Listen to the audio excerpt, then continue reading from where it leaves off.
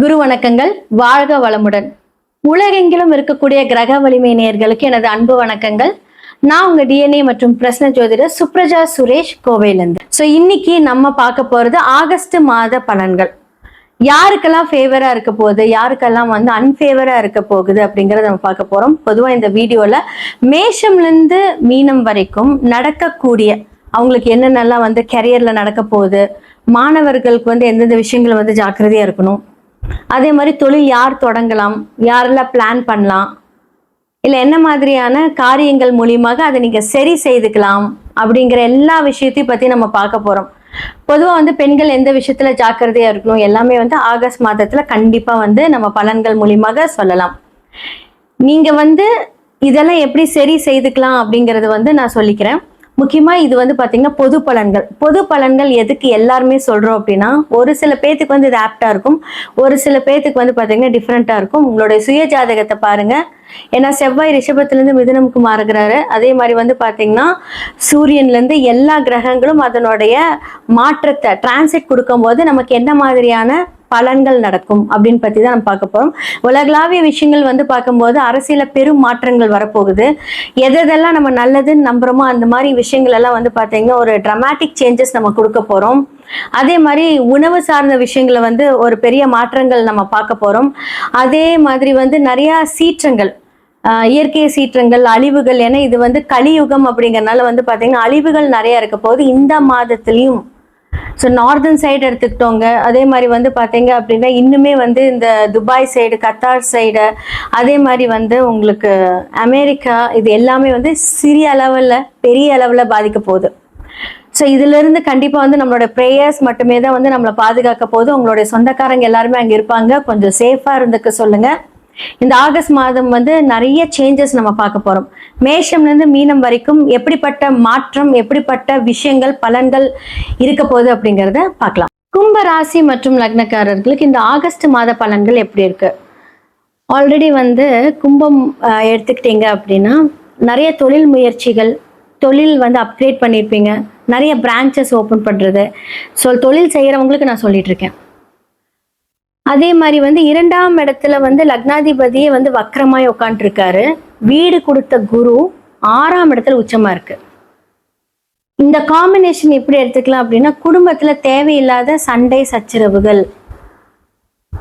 அப்ப நீங்க ஒரு வேலைக்கு போற ஒரு பர்சனா இருக்கீங்க அப்படின்னா மேனேஜ்மெண்ட்னால ஒரு பிரச்சனை. ஏன்னா உங்களுக்கு 7க்குரியவர் 6ஆம் இடத்துல இருக்கிறாரு. அப்ப சமுதாயம் சார்ந்த ஒரு விஷயத்துல ஏதாவது ஒரு ட்ரபிள் ஃபேஸ் பண்ணக்கூடிய ஒரு விஷயம். சப்போஸ் பிஸ்னஸ் பண்றவங்களா இருக்கீங்க அப்படின்னா அந்த பிஸ்னஸ் அப்கிரேட் பண்ணியிருப்பீங்க, ஆனா இந்த வேலையாட்கள் மூலியமாக பிரச்சனை, அந்த மாதிரி நான் சொல்றேன். இப்போ உங்களோட 5ஆம் வீட்டில் புதனோட வீட்டுல பாத்தீங்கன்னா செவ்வாய். 3-10க்குரிய செவ்வாய் என்ன 5ஆம் வீட்டுல உட்காந்துட்டாரு, புதன் 6ல இருக்கு. அப்ப குழந்தைகளுக்கு உடல் நல குறைவுகள், ஜாக்கிரதையா பார்த்துக்கோங்க. அவங்களுக்கு தேவையில்லாத ஒரு செலவுகள். அதே மாதிரி பாத்தீங்க அப்படின்னா உங்களுடைய 4-9 அப்படின்னு சொல்லக்கூடிய தாயாரும் இருக்கட்டும் தந்தையாரும் இருக்கட்டும் நீசமா இருக்காங்க.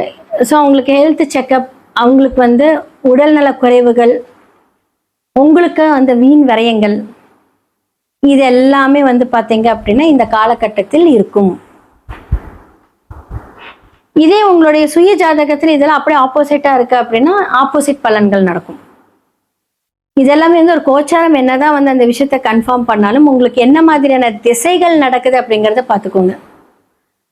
ஃபர்ஸ்ட் 15 டேஸ் பாத்தீங்க அப்படின்னா சூரியன் புதன் குரு இருக்காரு. அடுத்தது சூரியன் சிம்மத்துக்கு போயிடுவாரு. அப்ப குரு சூரியனும் கேதுவும் கன்ஜெக்ஷன், இணைவு.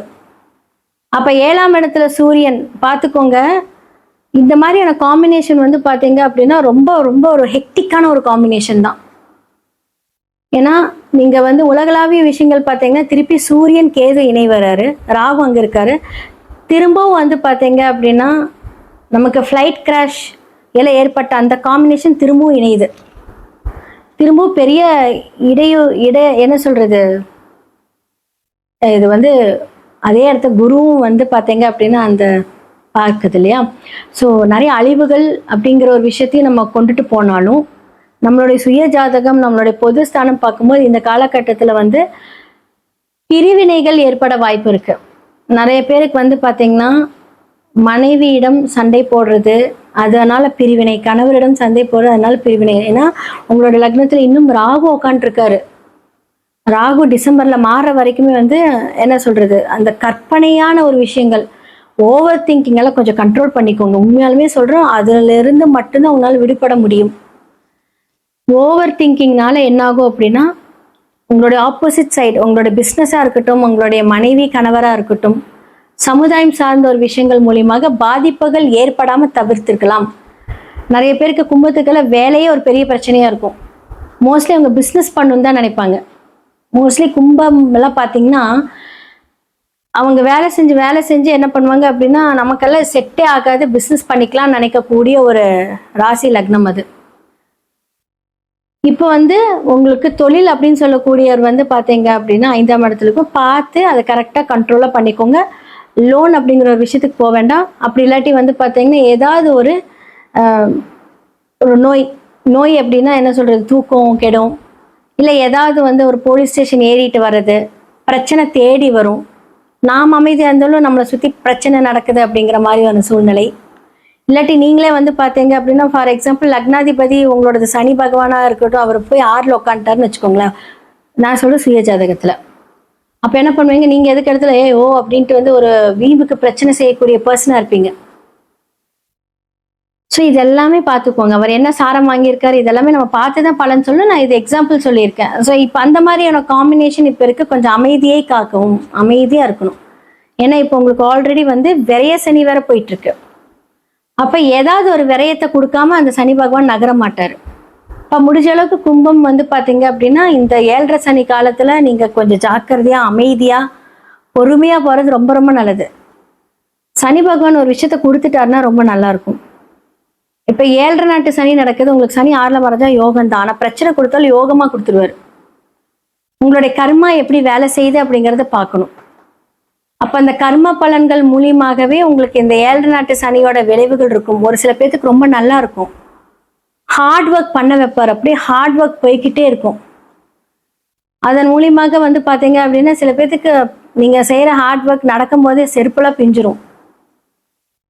அப்போ அந்த அளவுக்கு வந்து பார்த்தீங்கன்னா சனி பகவான் உங்களுடைய வாழ்க்கையில கொடுக்கக்கூடிய அந்த ஒரு ஹார்ட் ஒர்க், அதன் மூலியமாக ஒரு நல்லது தான் கண்டிப்பாக பண்ணுவார். வாழ்க்கை என்ன, மனிதர்கள்னா என்ன, யார் நம்மக்கிட்ட எப்படி நடந்துக்கிறாங்க, நாம் எப்படி எல்லாருக்கிட்டையும் நடந்துக்கணுங்கிற ஒரு லெசன் 7.5 நாட்டு சனி.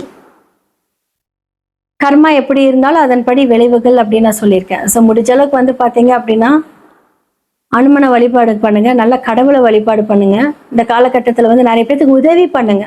முடிஞ்ச அளவுக்கு வயதானவர்களுக்கு, ஊனமுற்றோர்களுக்கு, செருப்பு இல்லாதவங்களுக்கு செருப்பு வாங்கி கொடுக்கு. இந்த காலகட்டத்தில் இதெல்லாம் பண்ணும்போது என்னாகும் அப்படின்னா உங்களுக்கு வர கஷ்டங்கள் அதோட போயிடும்.